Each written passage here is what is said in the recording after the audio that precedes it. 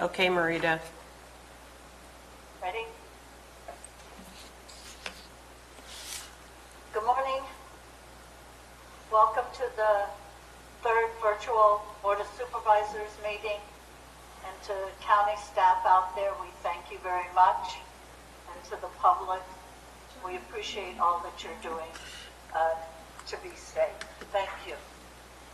If you can, please stand and we'll do the Pledge of Allegiance.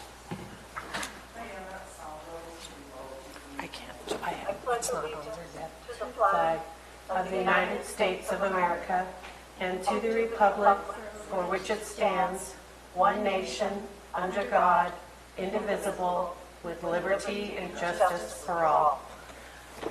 Thank you. Madam Clerk, could you please read out from the closed session we had last week? Thank you, Madam Chair. Pursuant to Government Code Section 54956.9D1, Conference with Legal Counsel regarding existing litigation, California Sport Fishing Protection Alliance v. Eastern San Joaquin Groundwater Subbasin Sustainability Plan et al., Stanislaus County Superior Court Case Number CV 20001720, there was no reportable action taken. Item 2, public employment pursuant to Government Code Section 54957B1, Title County Council. There was no reportable action taken.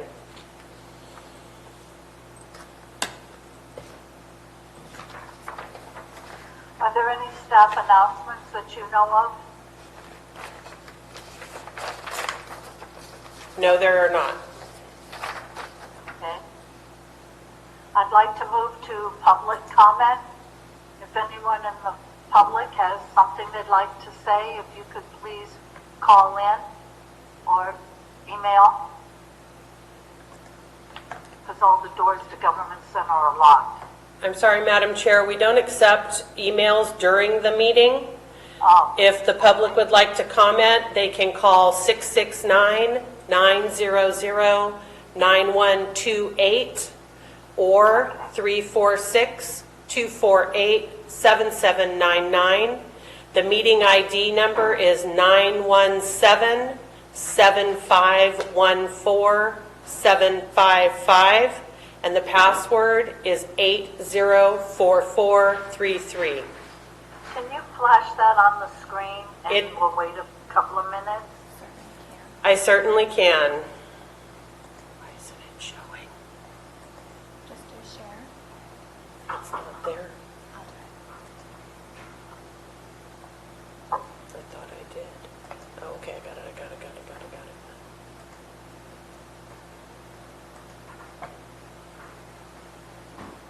You saw that message flash that we got to go again with, right? I got it. Somebody? You saw that message flash about the easement? I saw the results.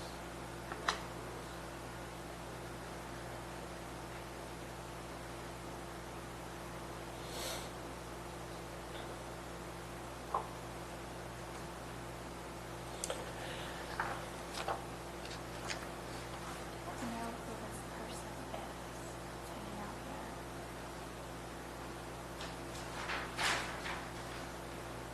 Is that public comment? Maybe.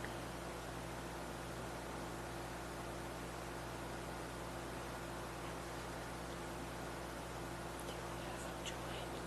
Yeah, we can ask them. Because it's public comment right now. Diane? Just one moment, please. We think we have a caller. Caller, are you wanting to make public comment? You're asking for public comment right now. Hello? You're live with the Hello? Board of Supervisors. Are you wishing to make a public comment? Hello? Hello? You are live with the Board of Supervisors. Are you wishing to make a public comment? Number ending in 886. Number ending in 886.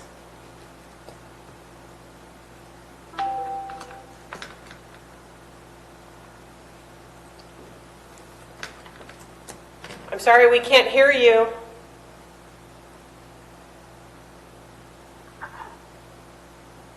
Close public comment. Sorry, Madam Chair, we don't seem to be, Diane, why don't we leave the numbers up for consent? okay, And we can all be small. okay.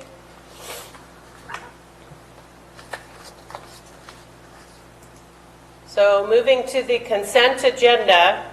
Consent agenda items are expected to be routine and non-controversial. They will be acted upon by the board at one time without discussion.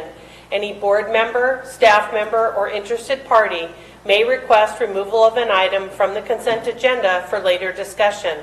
If you would like to comment or pull an item from the consent agenda, you can call the numbers on the screen now.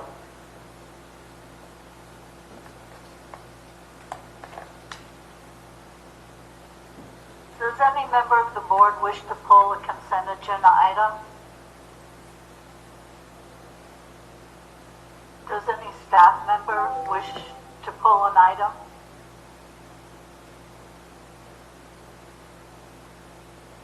And does any member of the public wish to pull a consent agenda item?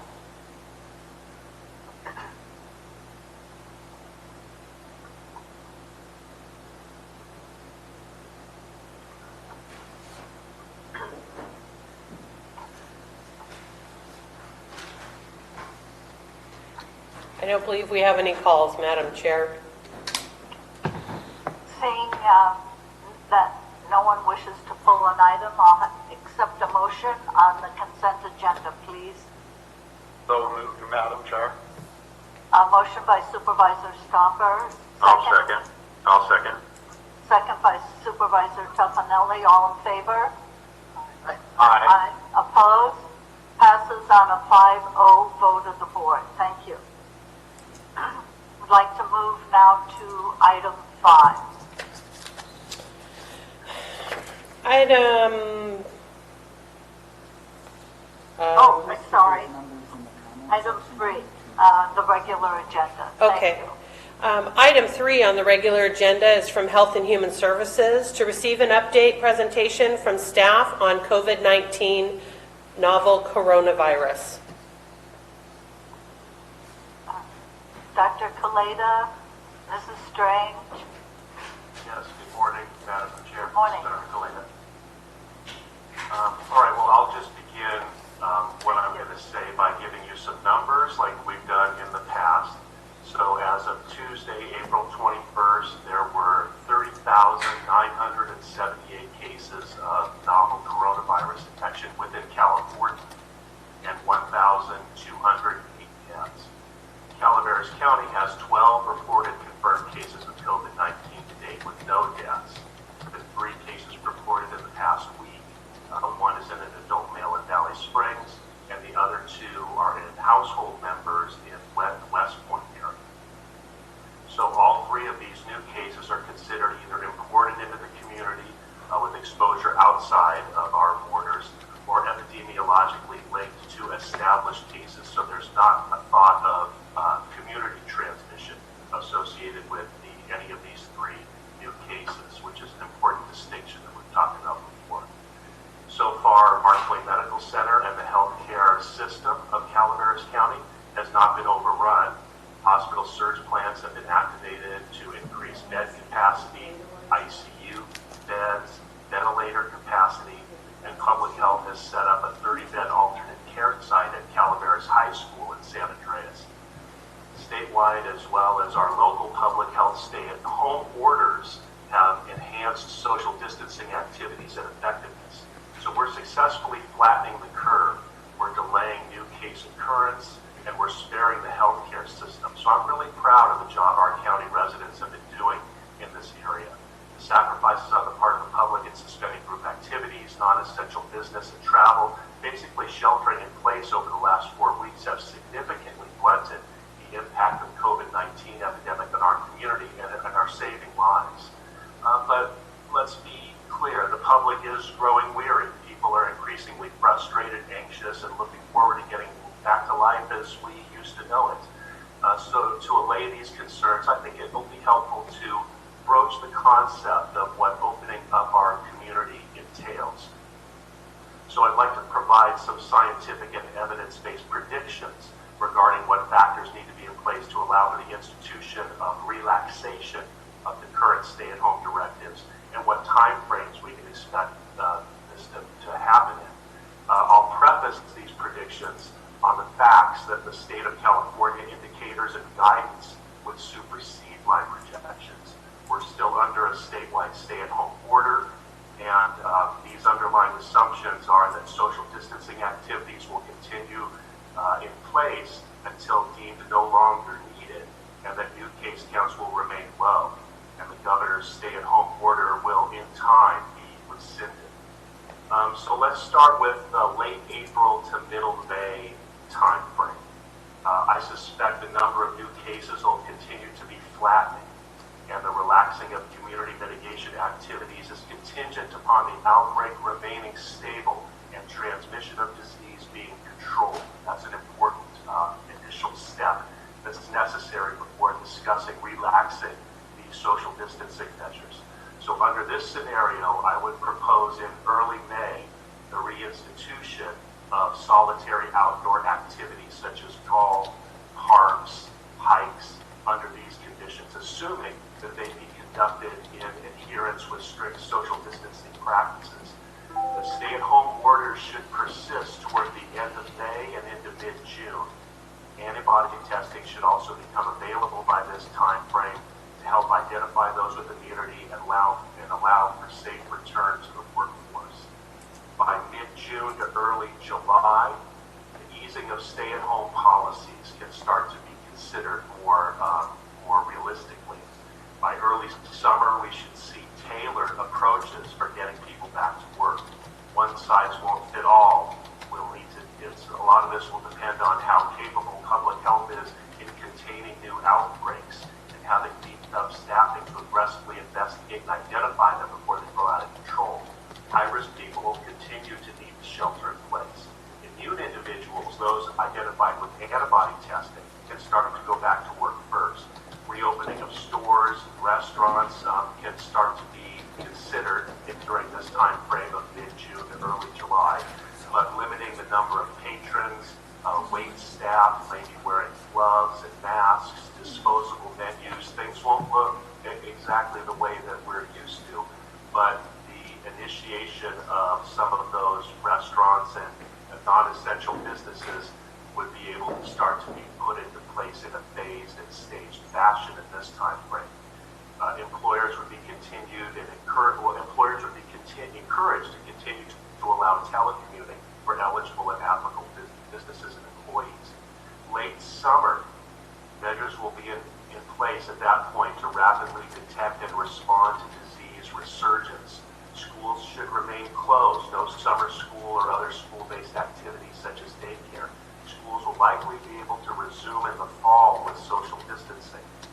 If increased case counts result, schools will need to send students home, close individual schools on a case-by-case basis, or again, widespread district closures may need to be put into place again if we start to see an increase in disease occurrence. Factors that can alter this time frame, in addition to improved testing capacity and beefed up public health department staffing to test, contact, trace, and isolate new cases, we may see new drugs, we may see a vaccine coming down the pipeline at some point, probably not for the next 12 to 18 months, and there may be some viral susceptibility to warmer weather that we don't know yet. So I'd like to encourage the public to stay vigilant for the time being, to stay flexible, to continue to hunker down for the time being. If this first wave declines, we could be in store for a second wave starting in October or November later this year. If we relax too aggressively the social mitigation activities that we have in place, we may see resurgence of case counts and undo all of the work that we've done up to this point. So I just thought it would be helpful to initiate a conversation about what the factors are going to be that are going to need to be taken into account to begin to relax the stay-at-home recommendations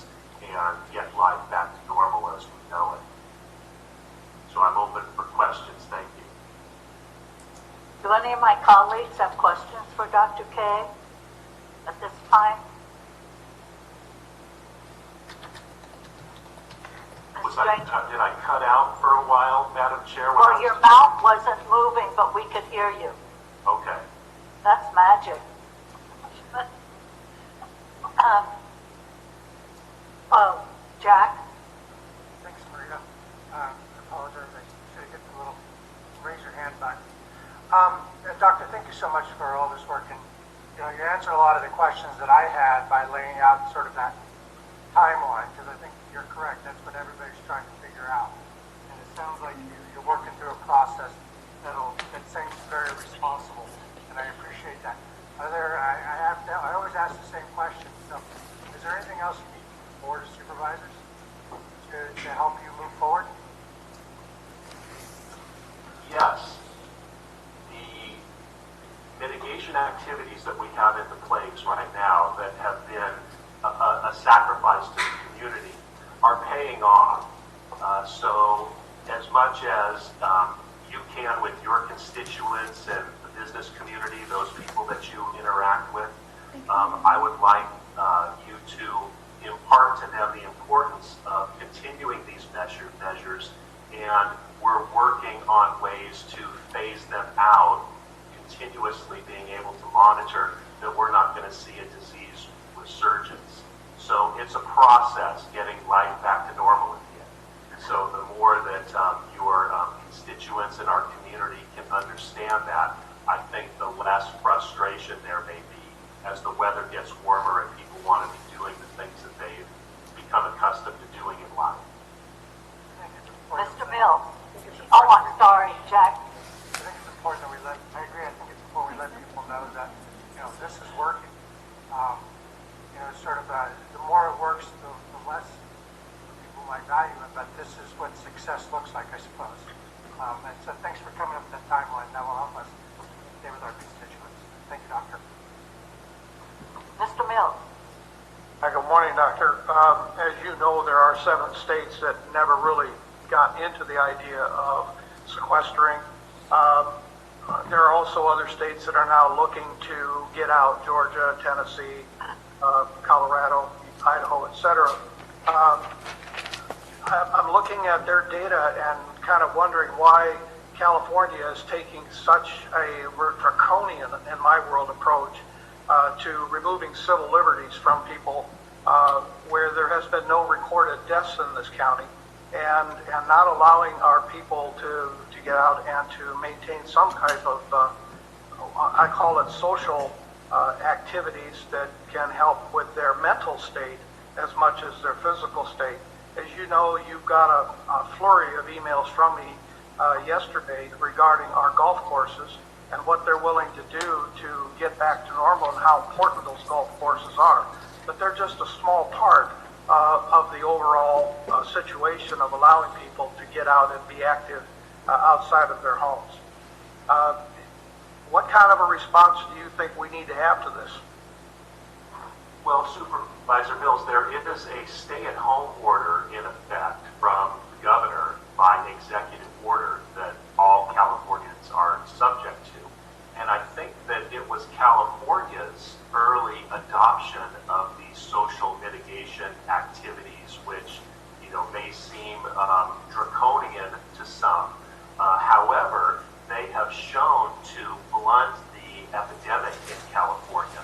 And one of the main reasons that California, given our size and the early initiation of these stay-at-home practices and social mitigation activities, have really paid off in California being relatively spared compared to other states in terms of our burden of COVID-19 infection and the strain on the hospital system.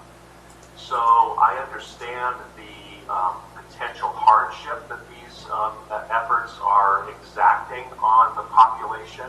However, my job is to give you the medical and scientific guidance to protect the health of our community. And I think that if we take our foot off the throttle too soon, we're going to start to see those disease occurrences and overloading of the hospital system that we have I've been worried about all this time. So I think that's how I can best answer your concern. Thank you. Mr. Stopper? From your starting statement, Dr. Kaleda, you were talking about you gave somewhat of a appearance of a timeline based on the facts as we proceed, which I can appreciate from your standpoint, trying to deliver the best scientific and, data moving forward to make the best judgment for the best of the community. I can tell you I completely support that, and I appreciate you looking into what it's going to look like as we move forward. And as you do that, Dr. Kaleda, anything you need from us to support you in that, we'll be right behind you.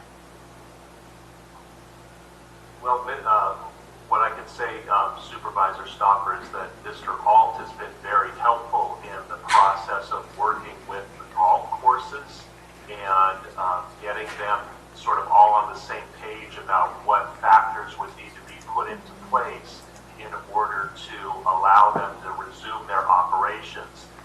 For example, what ways can the contact, with the golf balls and social distancing of the golfers, disinfection of the golf carts, all of the practices that some communities that have allowed golf have required of the golf courses. So once we can get a set of best practices in order for the golf courses, they'll be one of the first non-essential activities to be able to resume in our community. So we prioritize them, is what I would say. It's not just about the golf courses, sir, but I do appreciate you looking into the different areas and ones that could be helpful for mental health at the same time, and at the same time put underneath the right criteria, they can still respect each other with social distancing for the better of the community. Dr. K, how would this impact, and at what point would the Airbnbs, the B&Bs, the hotel motels start to be open for visitors coming in?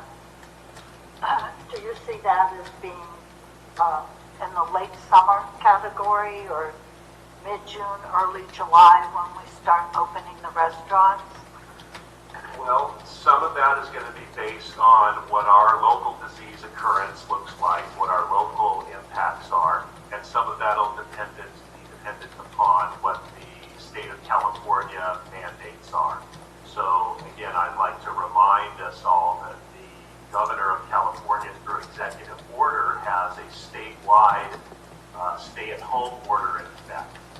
So once and if and when that becomes rescinded, then I think, based on our local disease activity, we can start to have a little bit more flexibility on when we want to start to institute recreational travel and recreational activities.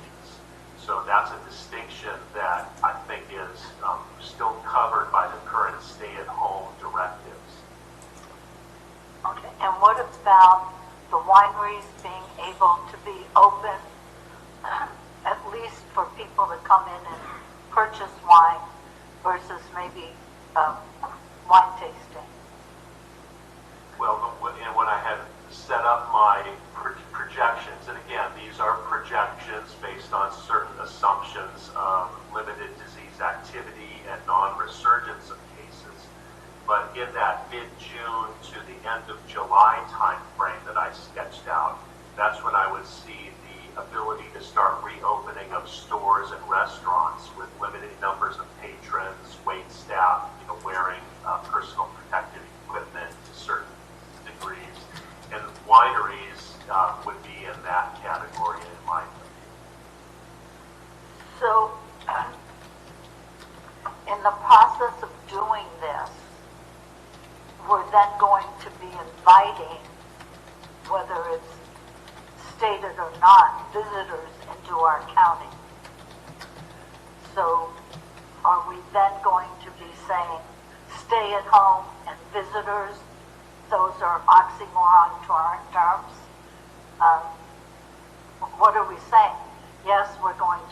winery, or yes, we're going to open a restaurant under certain conditions.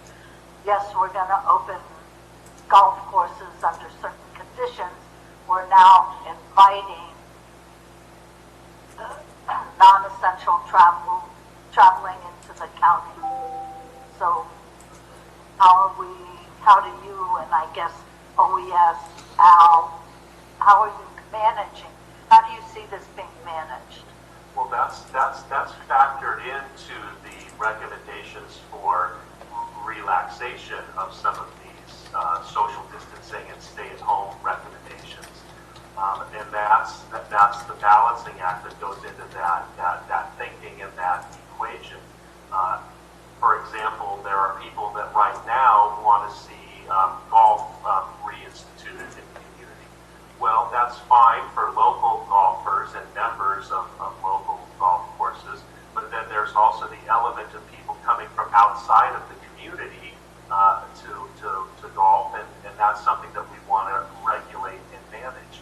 By mid-June to early July, we're talking about 3 months from now, 2.5 to 3 months from now, we would have to see disease activity diminish to the point where we would not only say that it's safe to start to reinstitute some of those non-essential activities, but also take into account that there may be other people from outside of our community coming in as well. So we would want to see regional disease activity on the decline as well before allowing that, because that's another factor to take into account when we relax some of our stay-at-home recommendations, is the influx of people from outside of our community that are going to be coming in to take advantage of some of these things. So I appreciate your concern, Madam Chair, and I think that if we wait to reinstitute these stay-at-home recommendations in a phased approach, we can take into account people coming into our community and have that still be safe. Gary, did you have something you wanted to say? Yeah, I did. Thank you, Dr. Clada, for the update and all the work that you're doing. You mentioned that in September the schools possibly would be reopening. And many of our children ride school buses to get to school. And it's the onset of the colder weather coming in that you mentioned that could show an increase without any inoculations or anything to help, drugs to help. Is that a concern that we should have with our kids sitting so close and all in a school bus riding together to go to school? School in general is a higher risk activity. Anytime you congregate kids together, maintaining social distancing, hand hygiene, cough etiquette, all of those practices are a little bit more difficult in a school-age population than in an adult population.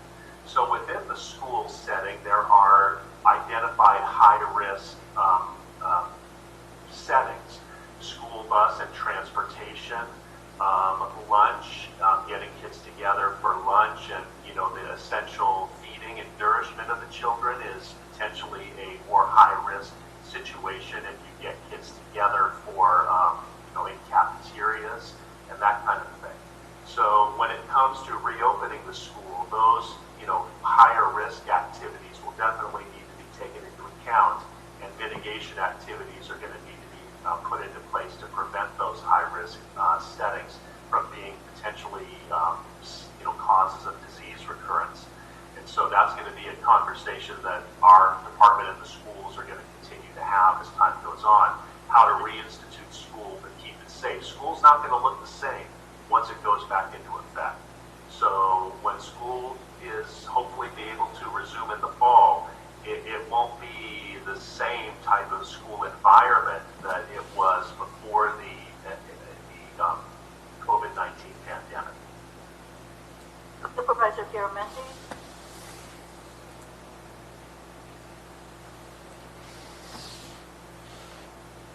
There we go. Thank you very much. And Gary, that was a really good question. I was thinking, while the doctor was responding to it, I was thinking, well, maybe the state will come up with some funding and we won't have to have 40 kids in the classroom. We could actually have those classes be held here. So it'd be awfully nice if there was a little silver lining to our education. But I'm not going to hold my breath. I should also share the concern for outsiders coming up. Since we are winning in Calaveras, I hate to open ourselves up. But the question I've got is probably for Kristen. Reading the news, we've got a disproportionate share of senior citizens in our county per capita. So I want to know how and they seem to be the most vulnerable population as a whole. I want to see how we're doing in keeping track of our nursing homes and our senior citizens. Because I read the stories about people being found in their home, and that's not a good way to go. Good morning, Kristen Stranger, Health and Human Services. So yes, I think your point is not only well taken, but also on the forefront of everybody who's involved in the response effort. I can tell you that we have had, through the collaboration through the Emergency Operations Center, a strong focus on addressing the needs of the vulnerable populations, including seniors. There's a number of partners who are regular providers of services, such as the Area Agency on Aging, Common Ground, a local communities partner, as well as adult protective services, in-home support services, the plethora of service providers who are engaged in doing whatever they can to not only meet the pre-existing needs of our older adults, but also be mindful of what those additional needs are in terms of in the wake of COVID-19. We're seeing things like beefed up check-ins, checking in on older adults. We have community campaigns where individuals are checking on their neighbors. You're seeing a lot of this kind of grassroots, wonderful neighbor to neighbor, which is probably arguably the most effective approach. And I would encourage our community to continue to check in on your loved ones, check in on your neighbors, and just see what you can do to help prevent them from needing to go to a grocery store, if you can do those types of things. In addition to our existing social and health services that focus on serving the needs of older adults, it's that, again, grassroots neighbor-to-neighbor stuff that in combination is going to be what creates the most effective outcome. Stranger, do you have anything else you want to add to the conversation this morning, please? I do, yes. So I wanted to give an update on where we are in terms of Project Room Key, which was in early April. The board had given direction with staff to move forward with it. So as a reminder of what Project Room Key is, Project Room Key is a state-driven project to help provide shelter and wraparound support services during the COVID-19 response. The intent of the project is to help prevent the spread of COVID-19 by providing quarantine or isolation capacity to those who may not have it, and to protect the capacity of the local healthcare system by providing persons who do not need hospitalization the ability to care for themselves. Eligibility for this program is not determined by income, but rather by health and the need to protect both the individual and public health. There are a number of prioritized populations, which I have outlined before, but as a reminder, the priority populations are persons who have tested COVID-19 positive with mild to moderate symptoms and are not requiring hospitalization, but are in need of shelter to quarantine themselves. Number 2, persons exposed to others who have tested positive for COVID-19 and who need isolation sheltering capacity. Number 3, persons in high-risk categories needing isolation capacity. High-risk persons include those over 65, those with compromised immune systems, those with chronic respiratory or heart conditions, and finally, asymptomatic individuals that lack stable housing and need capacity to shelter in place. So just as an update of where we are in terms of rolling out Project Room Key, we are rounding out the procurement of final wraparound support services. And you will see at your next meeting likely the very last round of contracts that are needed to put those remaining wraparound services in place. We are not live with Project Room Key yet, but I can tell you we did have a soft launch late last week, as we had an older adult with a compromised immune system that needed isolation because she resided with a COVID-19 positive family that we had identified during our epidemiological investigation. So even though we're not live yet with the actual project, we did have a soft launch because we had this need in the community, and this was the first individual that we were able to serve in this capacity. We, again, as I mentioned, we're fine-tuning our referral processes, fine-tuning the last of those contracts. We've got additional public health nursing staff assisting us, We have been very successful in obtaining a number of resources from the state through their escalation process in terms of if you identify a need you can't provide for. So we are finishing up securing the security, the private security, the housekeeping, the sanitation, the additional PPE, personal protective equipment that's needed, those types of things. And we anticipate being able to complete the week by, again, securing the remainder of those items so that we can look to launch likely next week. We do still have community members who are seeking capacity to shelter in place through existing funding sources that were part of systems and funding services through our coordinated entry way before COVID-19 became a concern. So we are still serving community members in through existing systems, but again, the wraparound support services that complete and make up Project Room B are not quite fully implemented yet. I think that kind of that completes an update on the project as itself. I can take any questions that there may be right now. Do any of you have, Mr. Stopper? Not a question so much as I appreciate the hard work that you and Dr. Kaleda put in for the public health and safety of the community, Kristen. And I appreciate you doing all the homework and everything as we move forward. Keep up the hard work. Thank you. I have to give a shout out to the Health and Human Services Agency as a whole, but also the public health team. The amount of work and things that we've been able to do so quickly, it's quite commendable, and it's really an honor to work side by side with them on this response of COVID-19, but then also launching Project. Kudos to them. Well, even to go a little further, I mean, a lot of times you don't get credit for all the great things you do in the past. So, I mean, overall, this is 10 times what you normally have to go through, and you're always doing great things. So keep up the great work. Thank you. Ms. Stranger, what are we doing in the interim? I'm finding the process, it's nice, warm, fuzzy talk that we're going to do all this, but it's taking a long time. So in the interim, where are these people? Where are the homeless? I mean, how are we tracking that? How do we know that they're okay or that they're not okay? So as I mentioned before, the individuals that lack stable housing are part of the priorities populations, right? They're number 4 on the prioritized population because of the need to shelter in place. What we're doing currently is utilizing existing services that currently are in existence that are meant to help meet emergency shelter needs, and that's usually by ways of hotels. That is our primary way of providing emergency shelter. So those individuals are still receiving services through the coordinated entry process, again with existing funding. I did pull some data most recently about those individuals that are currently being served through the existing services of coordinated entry. Currently, we are serving 21 individuals, including the one individual who is considered the official Project Room Key because they were identified during the epidemiological investigation, and that's how Project Room Key is going to more roll out.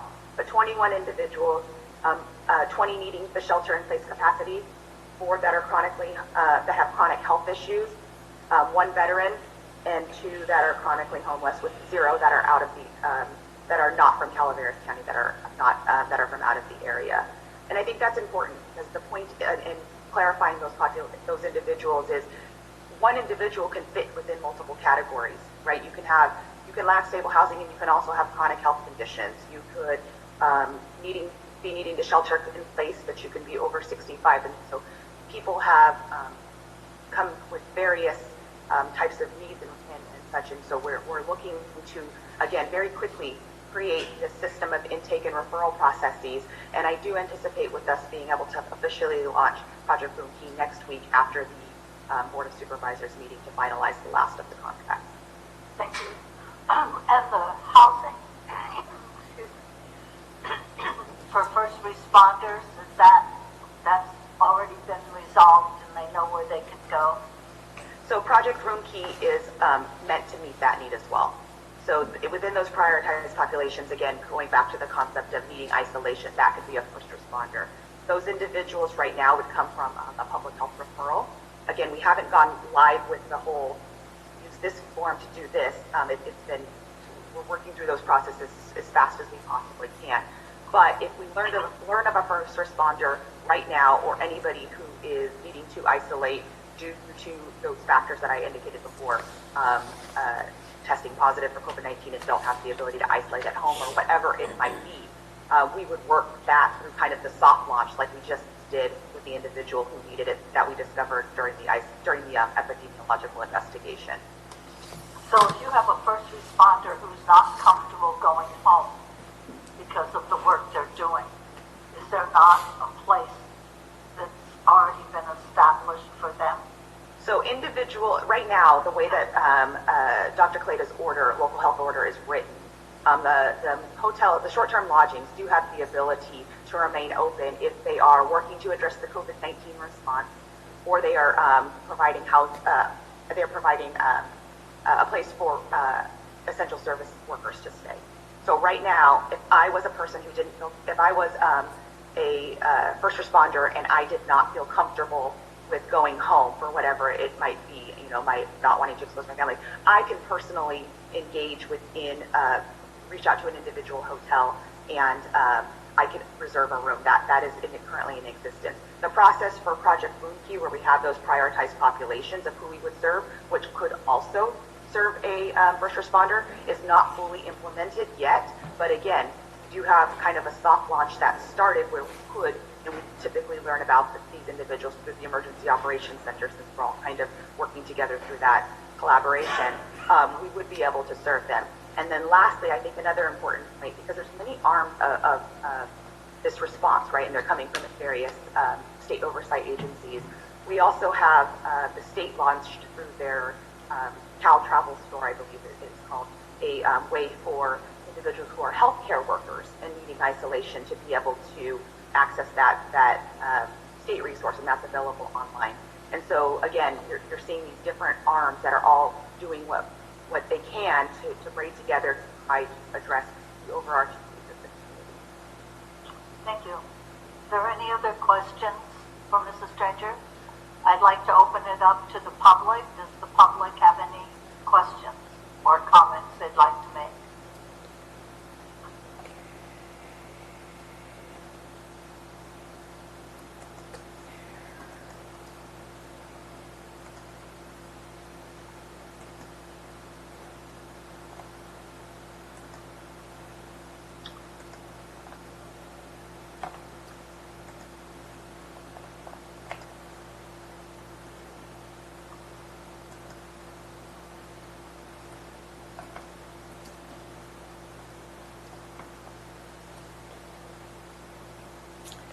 So, Madam Chair, again, we have the numbers and the meeting ID and the passwords on the screen for any members of the public that would like to call in. So we have that one, but I don't get really is. Do we want to? I think we might have one caller, so we'll go ahead with that.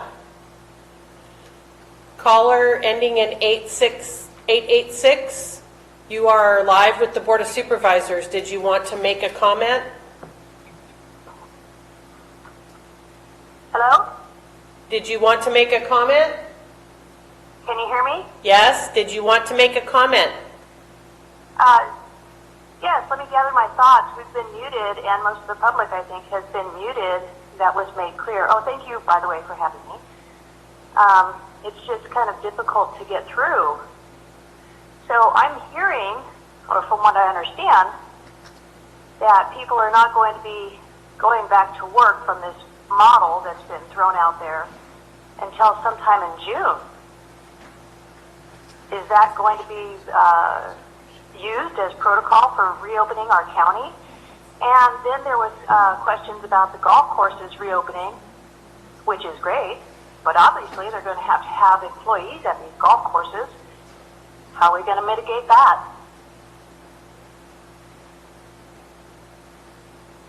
Hello? Yeah, thank you. We're going to see if there's any others, and then we'll get back to you with answers. And thank you for the feedback on trying to get through. We appreciate it. Yeah, that's the problem. We were muted from the very beginning, so maybe we could fix that for the next time. Okay, thank you. You're welcome. There are no other callers, Madam Chair. Okay. Um, Ms. Stranger, would you like to answer the questions, or Dr. Kaleda? I think the ones on the golf course just needs to be explained a little bit more, that there will be a protocol for the golf courses to operate. Yeah, I think you answered the question, Madam Chair, that there will need to be very strict protocols in place to keep golfers isolated, to disinfect and minimize the equipment that's necessary to perform golfing, to protect employees of golf courses. All of those go into the factors that would determine whether or not golf should be allowed again to proceed in our community. As far as the question about, well, we're not going to be able to go back to work until June, well, it depends. It depends what kind of work we're talking about. We've already distinguished between essential and non-essential types of work, and essential types of business and services are continuing as we speak. Non-essential work and economic activity will have to be sort of phased back in again, as I discussed, depending on the factors of disease activity, whether or not we're seeing resurgence of cases, what are those specific types of work activities, and are they high-risk activities, and are they considered ones that can be postponed or ones that should be allowed to proceed? An example would be, a 60,000 person football game, right? That's going to be the last thing to be allowed to take place again, right? And so when it comes to businesses and work, it depends on what those businesses are and how those can be phased back in again, depending on the factors of disease activity and occurrence that are happening in our community. Thank you. Are there any other comments from the board? Any? Thank you, Dr. Kaleda. Thank you, Mrs. Stranger. Appreciate it. And we will see you next week. I think I speak on behalf of the board. You can tell our OES manager we like his updates, his brief, and the fact that they're brief. That's also good. If there's nothing else, I'd like the two of them to go back to work. Thank you. I just wanted to ask or remind the board and the public that our COVID-19 webpage is the most up-to-date information and resources available. That also includes a senior resource guide. So just going back to Supervisor Garamendi's question earlier, I did forget about that and then was reminded by my team. So a lot of information is available, a lot of resources are available, and I would just encourage that to be information source. Are they still using the community information line?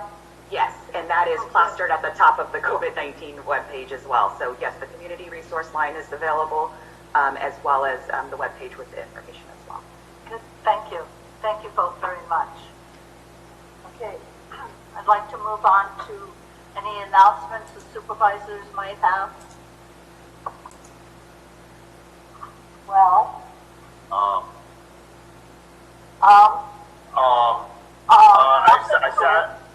I sat in on the state Fish and Wildlife Commission meeting last week when they put forward their resolution on a lot of people call it fish mist, but when the opener will be across California. We were able to make comment as a majority of other counties are primarily affected about this were. And I think they made a good decision at the state level to give local jurisdictions that local control as they move forward, more of a surgical tool, so that areas that are more hot spots, as Dr. Kaleda talked earlier, wouldn't necessarily open, others not so much. So it would be the request of local jurisdictions to extend the opening of fishing, and there's 4 counties that were primarily asking for this, and if there's any direction moving forward towards that, we would have to talk to the director of Fish and Wildlife to facilitate that. At this time, there has been no plans put forward on that, and for the most part, my understanding with our order here, we have the fishing pretty much under control as it is, and that's all I have to report on for the Fish and Wildlife. So there's not going to be an extension of the opening of trout season? That will still happen? Trout season will open as scheduled unless otherwise requested and worked out with the director of Fish and Wildlife. So again, that would mean visitors coming into the county. Not necessarily, Marita, because you have to remember that parking areas, boat ramps, and other such things are closed down for the order right now. So I believe the tools are already in place so that it's not an easy access for people from out of the area. Let's put it that way. So as far as Calaveras is concerned, trout season's opening the 25th of April or whatever, right? As of right now, yes. Okay, thank you. I have 2. I want to remind all of you that tomorrow's Earth Day, and I somewhat miss it because I always get to see Mark Dyken on Earth Day. So, Supervisor Garamendi, if you happen to see Mr. Dyken, could you please tell him that this supervisor misses Earth Day, will miss Earth Day tomorrow. I'm not getting out much, Marita, so we're going to run into him anywhere, but if I do, I'll let him know. Yeah, the radio station. Gary, are we still having Central Sierra child support on Monday? Yes, as far as I know, yes. Okay, got it. That's all I have. I'm missing my ice cream store, but I'm going for walks, and I hope all of you are getting some exercise. Mr. All. Oh, I'm sorry, Ben. Just to say, you can do some curbside pickup on ice cream down here. Oh, I'm sort of loyal to the ice cream store in my district. I like to shop local. Mr. All, do you have anything? No. Mr. K? Ms. Devereux? No. Okay, this meeting stands adjourned. No, it doesn't. You're going to go to closed session, so would you like me to read the closed session? We're doing that. Whatever Diane says, we're doing that. Okay. We're going into closed session. Thank you. The closed session item is conference with legal counsel, anticipated litigation, significant exposure to litigation, one case pursuant to Government Code Section 54956.9D2. If you would like to make public comment on this agenda item, you may please call in now.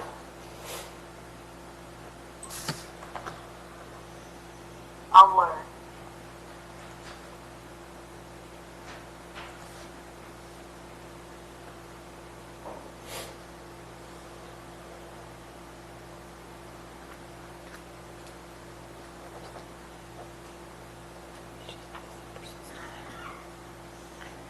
I'm assuming Al will be the host. Yes, he will be the host of the meeting when we recess to closed session. If we can just give it another moment to see if anyone calls in on this agenda item.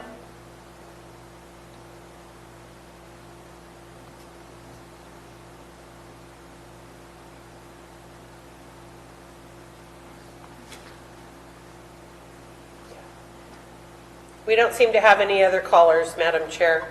Okay. We'll close the meeting. Thank you. Thank you. Thank you.